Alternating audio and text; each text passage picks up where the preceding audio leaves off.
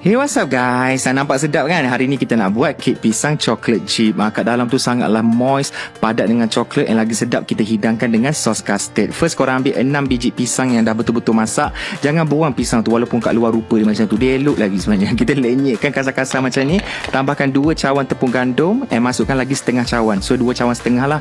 Tambahkan 2 sudu kecil bikarbonat soda, 2 sudu kecil baking powder dengan 1 sudu kecil garam. And then masukkan 4 biji telur. And kita perlukan FNN creamer manis. Yang ni susu pekat yang sedap buat dessert ataupun air.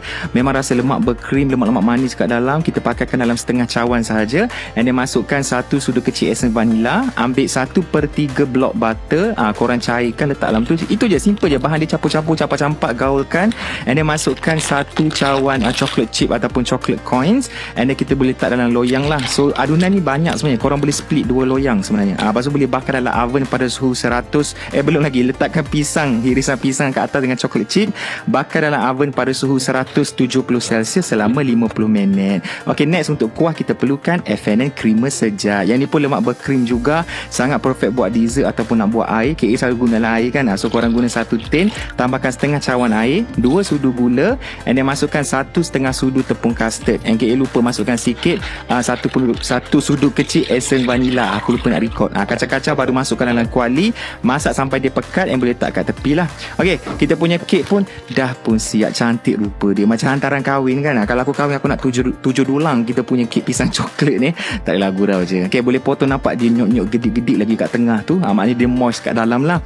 Yang ni best kita servekan dengan kita punya sos custard tadi tu. So nak makan sejuk boleh, nak makan panas-panas pun boleh juga. Kat luar bau kata pisang tu harum, dalam tu dapat coklat yang sangat sedap. Kek pisang ni sangatlah moist, campur dengan sos custard yang kita buat tu very creamy. Yang ni kalau buat untuk open house raya, sekejap je akan licin nanti. Okay?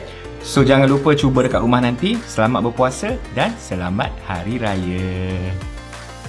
Hey, what's up guys? So ni resepi yang paling senang untuk tahun ni. Tolonglah buat sampai jadi. Jangan derhaka resepi, please. Aku merayu. Senang je nak buat Thai pancake. Pecahkan telur, ambil pisang, potong. Pakai pisang, jangan pakai rambutan ke betik ke, jangan. Pisang saja. Lepas tu letak dalam telur, kacau-kacau. Lepas tu letak tepi, ambil roti parata. Jangan buka dia punya plastik, lenyekkan dulu. Bagi dia betul-betul nipis lagi, yang lagi besar. Buka plastik 1 layer, letak dalam kuali. Jangan hidupkan api lagi baru buka lagi 1 layer plastik tu. Letak telur dengan pisang tadi, tutup kiri, kanan, depan, belakang. Api make sure yang paling kecil, yang sekecil boleh. Jangan bagi hangus, bagi kecil saja. Siap. Itu saja. Lepas tu letaklah topping, letak hazelnut ke, matcha ke, susu pekat ke, minyak gamat, janganlah. Lepas tu sapukan kita punya topping tu ke atas, potong. Potong pun guna pisau. Jangan nak pakai benda lain lah. Lepas tu cucukkan lidi. Aku stres sebab bulan ni banyak resepi yang orang buat, tapi dia tukar macam-macam. InsyaAllah boleh jadi. Senang je. Okay, selamat mencuba.